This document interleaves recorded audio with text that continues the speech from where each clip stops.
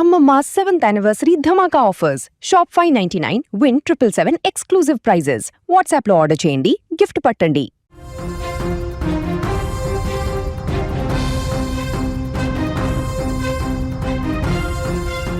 తమిళనాడు రాజకీయాల్లో సంచలనం. అగ్ర కథానాయకుడు విజయ్ కొత్త అధ్యాయానికి శ్రీకారం చుట్టబోతున్నారు.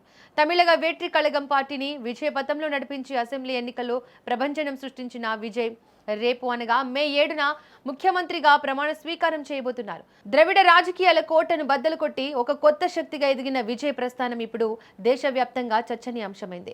234 స్థానాలున్న అసెంబ్లీలో 108 సీట్లు గెలుచుకున్న అతిపెద్ద పార్టీగా అవతరించిన టీవీకే ఇప్పుడు ప్రభుత్వ ఏర్పాటుకు సిద్ధమైంది. చెన్నైలోని తన నివాసంలో నూతన ఎమ్మెల్యేలతో సమావేశమైన విజయ్ శాసనసభ పక్ష నేతగా ఏకగ్రీవంగా ఎన్నికయ్యారు.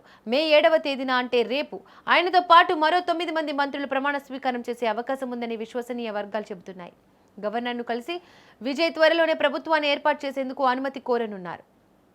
మరోవైపు ఈ ఎన్నికల్లో డీఎంకే, ఏఐఏడీఎంకే వంటి దిగ్గజ పార్టీలను కాదని ప్రజలు విజయ్కు పట్టం కట్టడం గమనార్హం.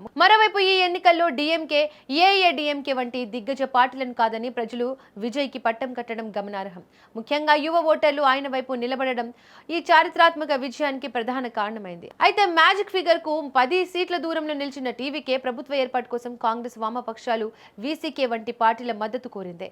లౌకిక ప్రభుత్వాన్ని ఏర్పాటు చేసేందుకు కాంగ్రెస్ పార్టీ ఇప్పటికే విజయ్ కు మద్దతు ప్రకటించడంతో లైన్ క్లియర్ అయిపోయింది. భాజపాకు వ్యతిరేకంగా పనిచేసే శక్తులన్నీ విజయ్ వెనుక నిలబడేందుకు సుముఖంగా ఉండడంతో సంకీర్ణ సర్కారు ఏర్పాటు ఖరారైంది.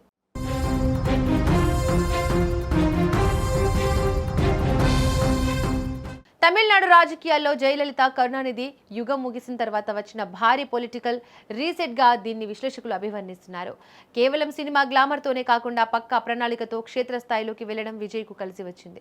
ప్రమాణ స్వీకార కార్యక్రమం కోసం చెన్నైలో భారీ ఏర్పాట్లు జరుగుతున్నాయి. అభిమానులు, కార్యకర్తలు పెద్ద ఎత్తున తరలి వచ్చే అవకాశం ఉండడంతో పోలీసులు భద్రతను కట్టుదిట్టం చేశారు. తమిళనాడు ప్రజలకు మెరుగైన భవిష్యత్తును అందిస్తానని విజయ్ హామీ ఇచ్చారు. ఈ గెలుపు ఒక అద్భుతమని, ప్రజా తీర్పు దేశ రాజకీయాలనే కుదిపేసిందని విజయ్ వ్యాఖ్యానించారు. రాబోయే 5 ఏళ్ల కాలంలో తన మార్క్ పాలనతో ప్రజల నమ్మకాన్ని నిలబెట్టుకుంటానని ఆయన ధీమా వ్యక్తం చేస్తున్నారు.